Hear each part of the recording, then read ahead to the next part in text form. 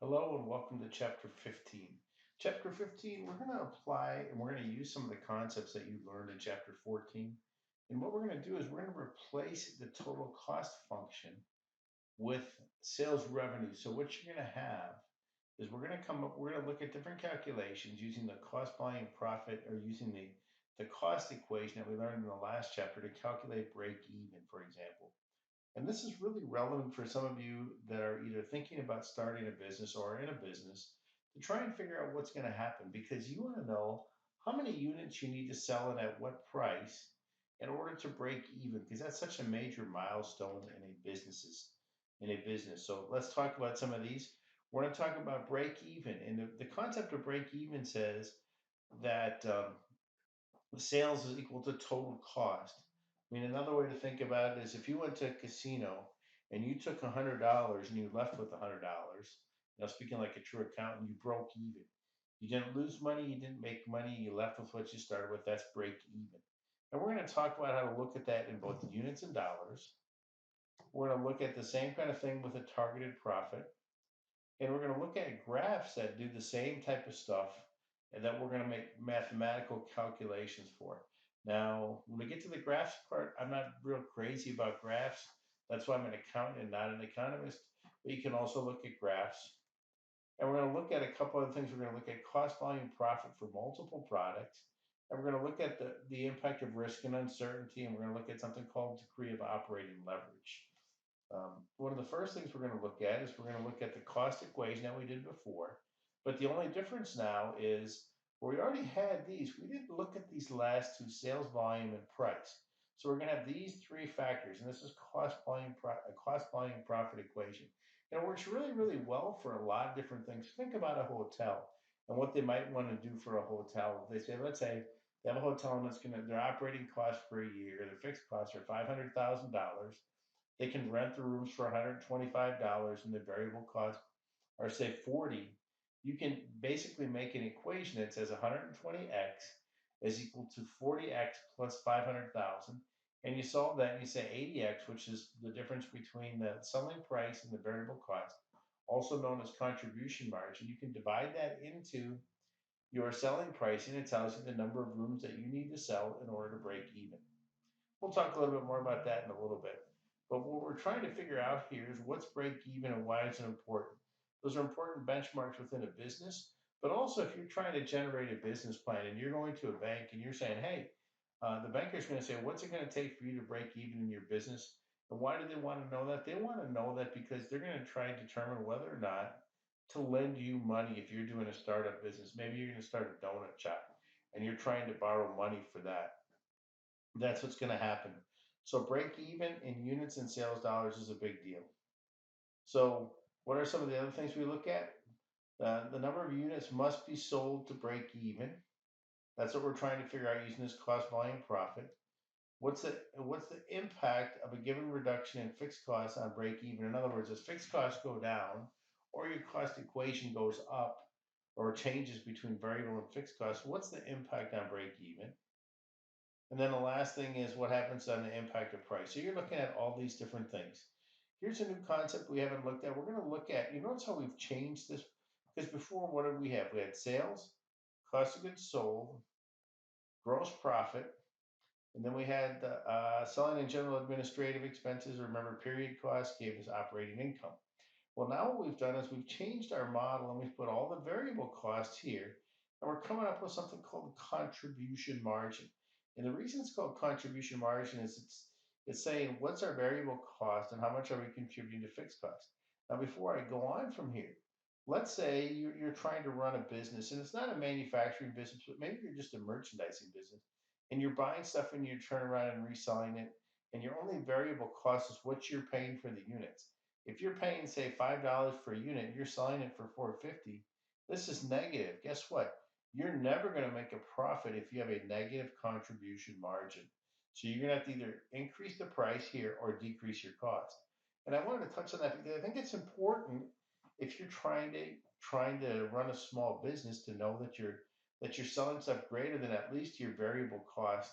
A lot of times it's variable cost to produce, but it just as easily could be in a merchandising company where it's variable cost to procure what you're selling.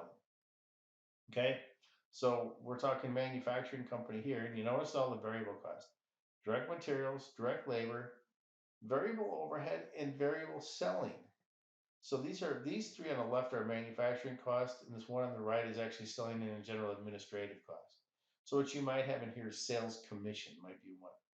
Fixed cost, fixed overhead in the manufacturing facility, plus whatever fixed cost you have to operate your business.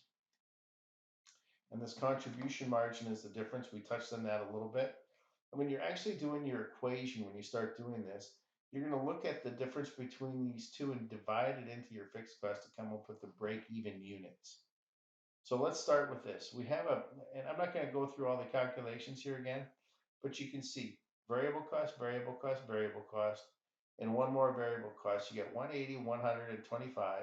So this is 305 plus another 20 is 325, and your fixed costs are 15,000 plus 45, so it's 45,000, and you're selling them at $400 each. So if we made a formula, it would look something like this. First, we look at the variable cost, then we look at the fixed cost, and here's what the income statement would be at 400 units, right? You would say $400 at 1,000 units, your sales would be 400,000. You're taking the variable cost 325 times 1,000 units or 325,000. So here's our per units. And remember, this is just like how we looked at for variable cost before, but now it's contribution margin is $75, and our fixed expenses are 45,000. So at 1,000 units, they would make 1,000. They would make $30,000. But based off of this, we can also calculate some break-even numbers. And here's a way you can look at this, right? If you want this, I mean, if you wanted to look at this formula, you could make this equal to zero, right? If you wanted to figure out what break even would be. So you have 400x minus 325x minus 250 minus the 45,000 that we had in fixed cost. So it's going to be the same type of formula, but you want your operating income to be zero, so that's break even. Okay? And that's kind of what we're going to look at here. So what we have is we have total fixed cost divided by price less variable cost, which is contribution margin. So it says we have total fixed cost of 45,000. We have, so it's going to tell us we need to sell 600 units, 600 mowers to break even. And this bottom part is just a proof of that. $400 times 600 mowers gives you 240,000. Variable cost 325 times 6 is 195. 45 and 45, so the operating income is zero. And there's the break even. That's the same thing we just looked at. And here's another way to look at it. Here's how you calculate sales revenue, unit selling price times units sold. That's so we now have the number of units. We're going to take that times 600 times 400 is $240,000. Variable cost, fixed cost. Now we're looking at something called the contribution margin ratio, and you have a variable cost ratio. Either one of these, you can use just 40% and also calculate your break-even sales based off of this number as well. So let's look at that and see what happens here. Okay, wait a minute, let's go back and read this. And it says the same thing, variable cost, fixed cost, calculate the variable cost ratio, the contribution margin ratio in units, and prepare contribution margin income statement. So here you go. 81.25 is your variable cost ratio, and then your contribution margin per unit is 75, and your contribution margin ratio is 18.75. And here's our contribution margin income statement. It's very similar to what we just saw. Fixed cost in relationship to variable contribution margin. Okay, remember we're talking about this with a break even. So there's three different possibilities with costs. If fixed costs are equal to contribution margin, it's a company breaks even. If fixed costs are less than contribution, the business has a profit. And if fixed costs are greater than contribution margin, the company has a loss. So here's another way to look at this. We just covered this. Break even sales dollars. It's going to be total fixed cost divided by the contribution margin ratio. You remember the last one was 0.1875, and this one was 45,000. So let's take a look here. The contribution margin 0.1875. Okay, so we took the 75, the contribution margin divided by the sales, so that gives you 0.1875. And then we're going to divide that into our fixed cost, which is 45. And it tells us that we have our break-even sales are 240,000. If we want to go back and figure that out by units now, we would take that and divide it by our unit selling price. And that tells us the number of units. And here's the proof that we did everything right. And but what happens? What's the difference here? What we want to do now is we want to look at a targeted income because we're not in business to always break even. So really, all you're doing is modifying this formula just a little bit, right? And what we're going to do is now we're going to add targeted income. So we're going to take total fixed cost plus targeted income divided by this formula already we know is contribution margin in dollars and like dollars per unit. And then we're going to calculate the number of units that we need to sell. So they say, well, we want to make 37.5. So we're going to add these two together. So it's 82.5 divided by 75, the difference between these two contribution margin. And what we get is it's 1,100 units. So they have to sell 1,100 units in order to make 37,500. And it says how much would sales revenue have to generate? Well, you can do the same thing, but now we're going to use that. We're going to calculate total sales. Remember, this is 87.5 here. This is 0.1875. That was the contribution margin ratio, and it's going to tell us what we have. So let's look. 0.1875 we already knew. We already knew the 82.5, and it says we have to generate $440,000 worth of sales in order to have profits of 37.5. And here's your calculation, and there's the proof. So what are the impact on change in revenue in the profit? Well, it's pretty straightforward. If your contribution margin, you can look at it from a graphical perspective. Operating income, price times the number of units less the variable cost. So as price goes up for each dollar, if price changes and nothing else changes, then you're going to have an impact, the exact impact of what happens. And here's the graph of break even. On this side, this is all the profit area. Revenue goes up, and where revenue exceeds cost, it's profit. And here, where revenue is below cost, it's a loss. So here's our break even, and here's a graph for you economists that are listening to this. The assumptions in CVP: linear relationship between cost and sales, and remember they're over the relevant range. Selling price and costs are known with some kind of certainty. All units produced are sold. There's no inventory, and the sales mix is known. So it's a pretty simple model, but it obviously gets more complex the more complex you get in business. And you want to look at fixed costs. Direct fixed costs are those that can be traced to each segment, and then common fixed costs. So what they're talking about here is you want to allocate them. So if you had certain different business lines, you might want to allocate them. So we go back to our example where we had lawnmowers. Maybe that same business is Toro, and they also sell snow blowers. I know most of you probably don't know what a snow blower is, but that may be costs that they have to spread between the divisions. You might have to allocate those across divisions. And then we look here, same kind of deal. The number of packages. So we're going to look at something more sales mix to figure out. So this is more than one deal, right? So now they have two different types of mowers: a riding mower and a mulch mower. And what we're going to do is we're going to calculate a weighted average contribution margin to figure out what they're going to do. So you see here package contribution margin or contribution, and it just did a ratio. So it looks like this is 40% and that's 60%. You say, well, how do you know that? Because you had a total of 5. So I would almost do this a little bit differently, but you have a total of 5, and it tells you basically what they're going to do. And you take so this would be 60%, and this would be 40. And you say, how did I get that? 3 divided by 5 would be 0.6. 2 divided by 5 would be 0.4. So that's where those ratios come in.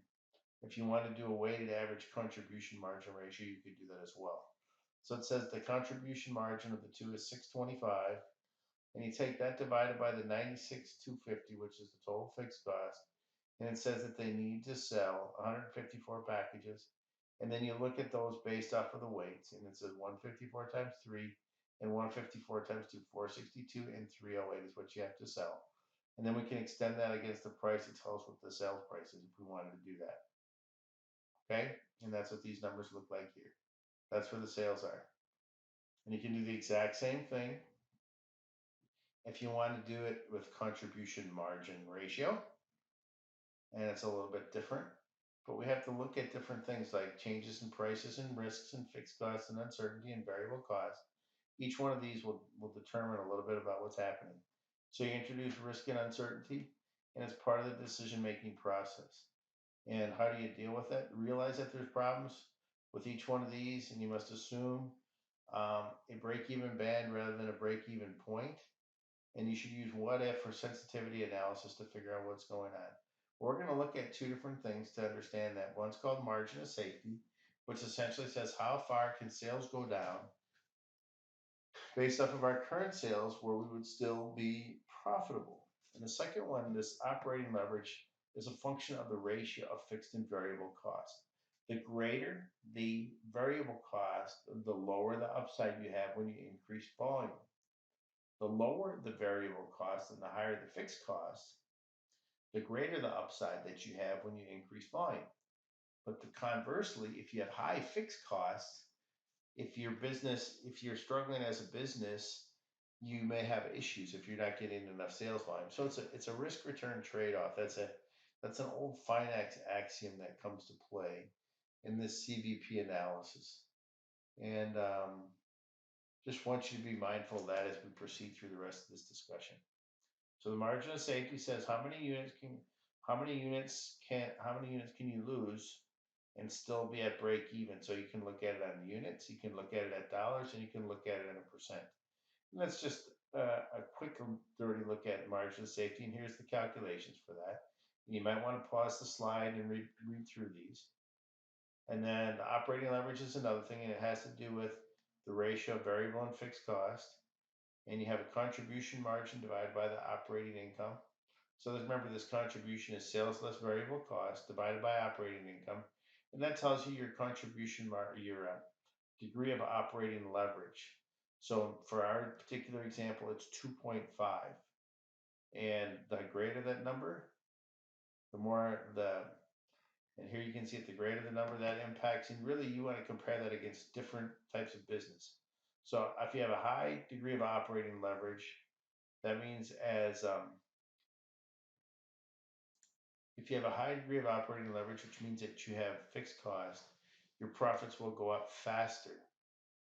But your losses will also go up faster if you have a high degree of operating leverage.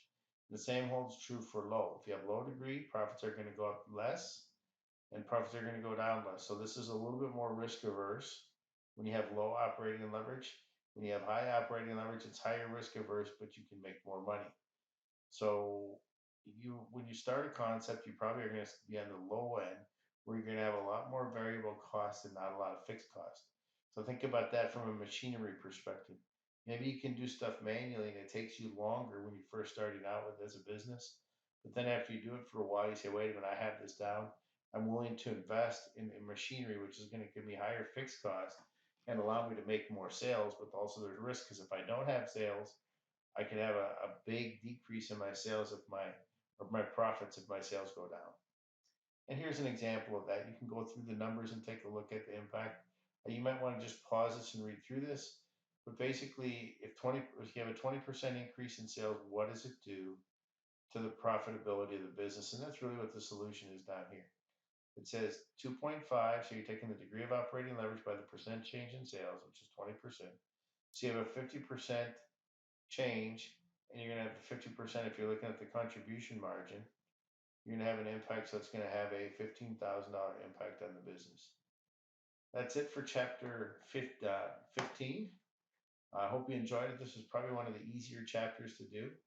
We only have two more, and then the semester will be over. I hope everybody is doing well, and I look forward to discussing chapter 17 with you here in the near future. Thank you.